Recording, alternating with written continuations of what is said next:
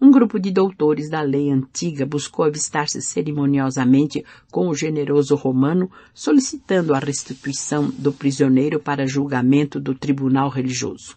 Festo recebeu a comissão cavalheirescamente e mostrou-se inclinado a atender, mas prudente por índole e por dever do cargo, declarou que preferia solucionar a questão em Cesareia, onde se lhe facultava conhecer o assunto, com os detalhes imprescindíveis. Para esse fim, convidava os rabinos a acompanhá-lo no seu regresso. Os israelitas exultaram de contentamento. Espalharam-se os mais sinistros projetos para a recepção do apóstolo em Jerusalém.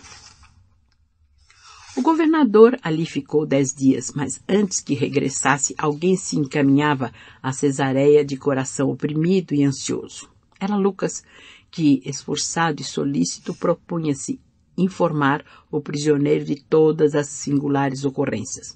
Paulo de Tarso ouvia-o com atenção e serenidade, mas quando o companheiro passou a relatar os planos do Sinédrio, o amigo do gentilismo fez-se pálido. Estava definitivamente assentado que o trânsfuga seria crucificado como divino mestre no mesmo local da caveira. Havia preparativos para encenar fielmente o drama do Calvário.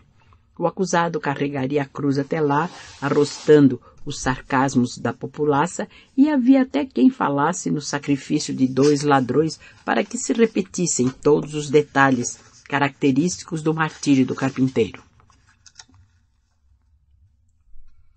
Poucas vezes o apóstolo manifestou tamanha impressão de espanto. Por fim, acrimonioso e enérgico, exclamou: Tenho experimentado açoites, apedrejamento e insultos por toda a parte, mas de todas as perseguições e provações, esta é a mais absurda. O próprio médico não sabia como interpretar esse conceito quando o ex-rabino prosseguiu. Temos de evitar isso por todos os meios ao nosso alcance. Como encarar essa deliberação extravagante de repetir a cena do Calvário? Qual o discípulo que teria coragem de submeter-se a essa falsa paródia com a ideia mesquinha de atingir o plano do mestre no testemunho aos homens? O Sinédrio está enganado. Ninguém no mundo logrará um Calvário igual ao de Cristo. Sabemos que em Roma os cristãos começam a morrer no sacrifício, tomados por escravos misérrimos. Os poderes perversos do mundo desencadeiam a tempestade de ignomínias sobre a fronte dos seguidores do Evangelho. Se eu tiver de testificar de Jesus, falo-ei em Roma. Saberei morrer junto dos companheiros como um homem comum e pecador, mas não me submeterei ao papel de falso imitador do Messias prometido. Destarte, já que o processo vai ser novamente debatido pelo novo governador, apelarei para César. O médico fez um gesto de assombro. Como a maioria dos cristãos eminentes de todas as épocas, Lucas não conseguia compreender aquele gesto, interpretado à primeira vista como negativa do testemunho. Entretanto, objetou com certa hesitação, Jesus não recorreu para as altas autoridades no sacrifício da cruz, e eu receio que os discípulos não saibam interpretar tua atitude como convém. Discordo de ti, respondeu Paulo, resoluto. Se as comunidades cristãs não puderem compreender minha resolução, prefiro passar a seus olhos como pedante e desatento nesta hora singular de minha vida. Sou pecador e devo desprezar o elogio dos homens. Se me condenarem, não estarão em erro. Sou imperfeito e preciso testemunhar nessa condição verdadeira de minha vida.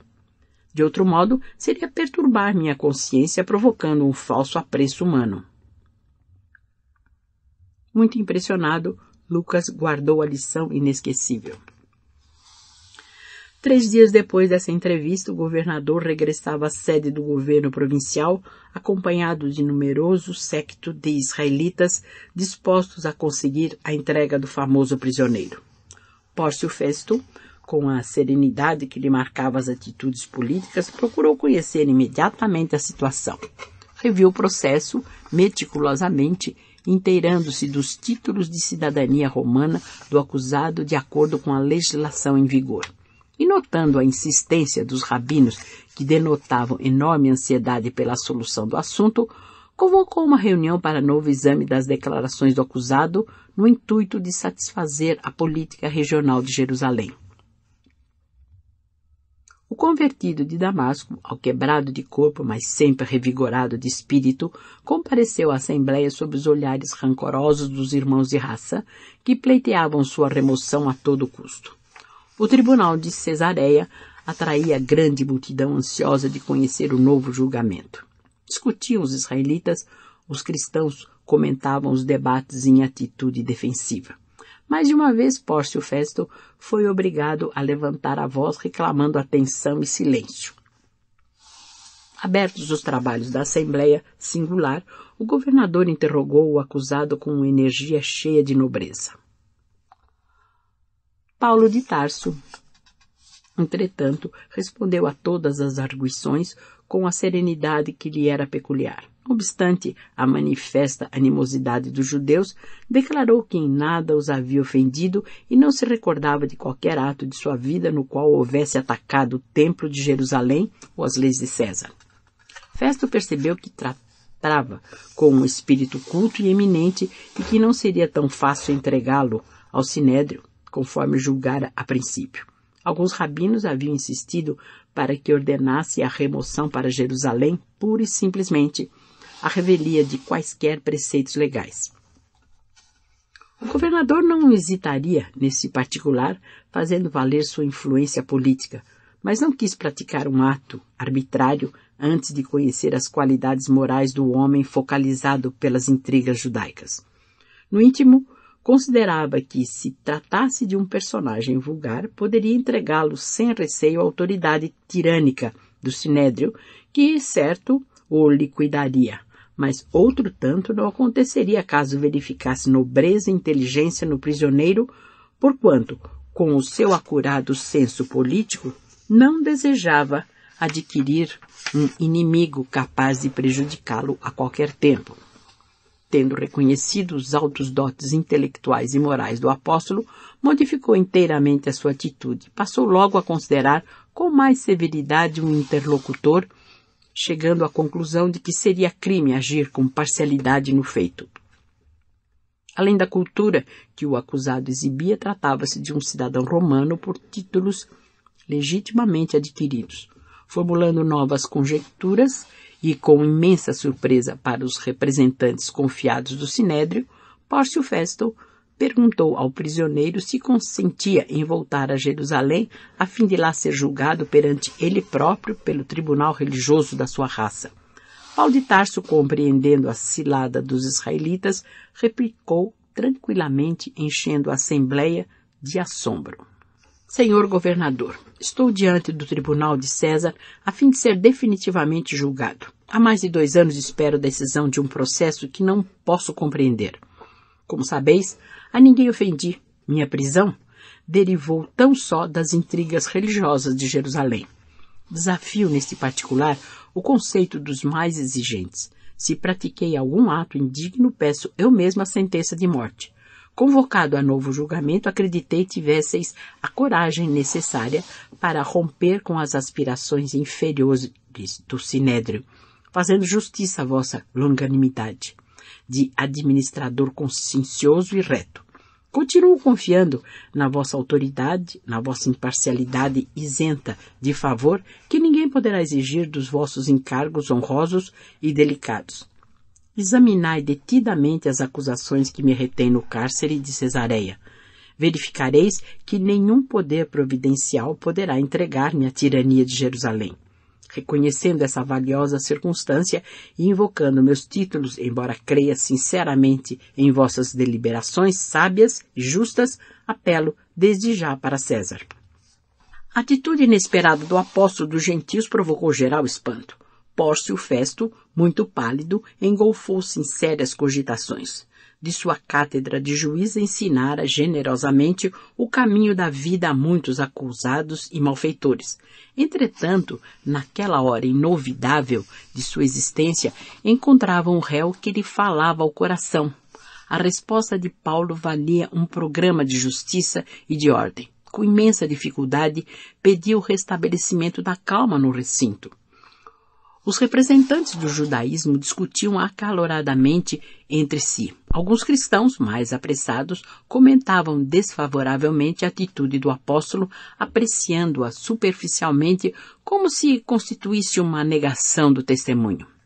O governador reuniu à pressa o pequeno conselho dos rabinos mais influentes. Os doutores da lei antiga insistiram pela adoção de medidas mais enérgicas no pressuposto de que Paulo se modificaria com algumas bastonadas. Entretanto, sem desprezar a oportunidade de mais uma prestigiosa lição para sua vida pública, o governador cerrou ouvidos às intrigas de Jerusalém, afirmando que de modo algum podia transigir no cumprimento do dever, naquele significativo instante de sua vida. Desculpou-se, desapontado com os velhos políticos do Sinédrio e do Templo que o fixavam com olhos rancorosos e pronunciou as célebres palavras: apelaste para o César? Irás a César. Com essa antiga fórmula ficaram encerrados os trabalhos do novo julgamento. Os representantes do Sinédrio retiraram-se extremamente irritados, exclamando um deles em voz alta para o prisioneiro que recebeu um insulto serenamente: só os desertores malditos apelam para César. Vai-te para os gentios, indigno intrujão. O apóstolo fixou-o com benignidade enquanto se preparava para voltar ao cárcere. O governador, sem perder tempo, determinou se anotasse a petição do réu para prosseguimento do feito. No dia seguinte, demorou-se a estudar o caso e sentia-se presa de grande indecisão. Não podia enviar o acusado à capital do império sem justificar os motivos da prisão por tanto tempo nos cárceres de Cesareia. Como proceder?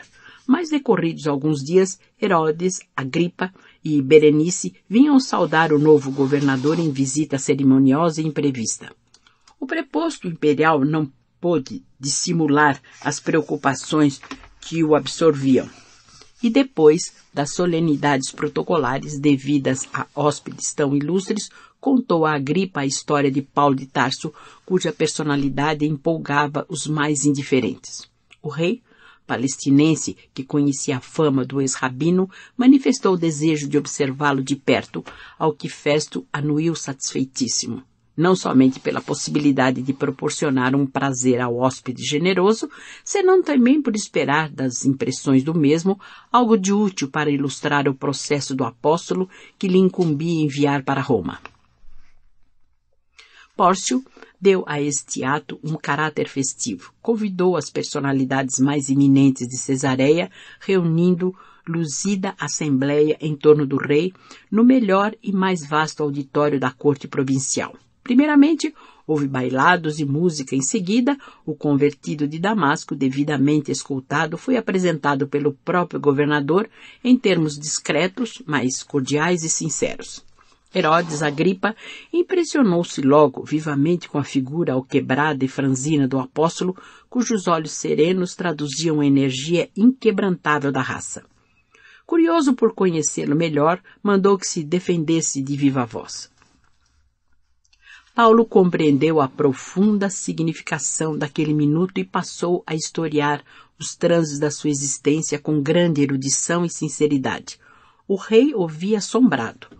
O ex-rabino evocou a infância, deteve-se nas reminiscências da mocidade, explicou sua aversão aos seguidores do Cristo Jesus e, exuberante de inspiração, traçou o quadro do seu encontro com o mestre redivivo às portas de Damasco, à viva luz do sol. Em seguida passou a enumerar os feitos da obra de gentilidade, as perseguições sofridas em toda parte por amor ao Evangelho, concluindo com veemência que, sem embargo, suas pregações não contrariavam, antes corroboravam as profecias da lei antiga desde Moisés. Dando curso à imaginação ardente e fácil, o orador tinha os olhos jubilosos e brilhantes. A assembleia aristocrática estava eminentemente impressionada com os fatos narrados, denotando entusiasmo e alegria. Herodes Agripa, muito pálido, tinha a impressão de haver encontrado uma das mais profundas vozes da revelação divina. Pórcio Festo não ocultava a surpresa que lhe assaltara subitamente o espírito. Não presumia no prisioneiro tamanho cabedal de fé e persuasão. Ouvindo o apóstolo descrever as cenas mais belas do seu apostolado com os olhos repletos de alegria e de luz, transmitindo ao auditório atento e comovido ideias imprevistas e singulares, o governador considerou que se trataria de um louco sublime e disse-lhe em alta voz, na intercorrência de uma pausa mais prolongada: Paulo, és um desvairado. As muitas letras fazem-te delirar. O ex-rabino, longe de se atemorizar, respondeu nobremente: enganai-vos, não sou um louco. Diante da vossa autoridade de romano ilustre, eu não me atreveria a falar desta maneira, pois reconheço que não estáis devidamente preparado para ouvir-me. Os patrícios de Augusto são também de Jesus Cristo, mas ainda não conhecem plenamente o Salvador. A cada qual devemos falar de acordo com a sua capacidade espiritual. Aqui, porém, senhor governador, se falo com ousadia, é porque me dirijo a um rei que não ignora o sentido de minhas palavras. Herodes Agripa terá ouvido Moisés desde a infância. É romano pela